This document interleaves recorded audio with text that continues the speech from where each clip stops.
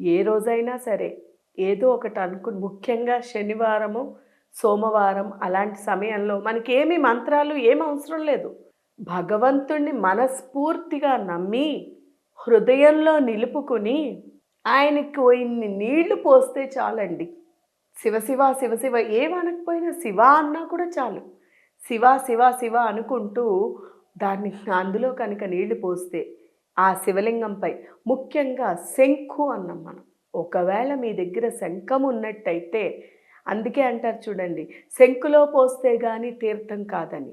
శంఖులోని పోస్తేనే అప్పటి వరకు నీరు అనేటువంటి ఆ నీరు కాస్త ఆ శంఖంలో పోసేసరికి తీర్థంగా మారుతుందంట. అంతటి పవిత్రమైనటువంటిది అంత శంఖం. అందువల్ల ఆ అభిషేకం చేసేటప్పుడు కూడా శంకులో పోసి ఆ నీళ్లు అవి కనుక ఆ ఈశ్వరుడిపై పోసిన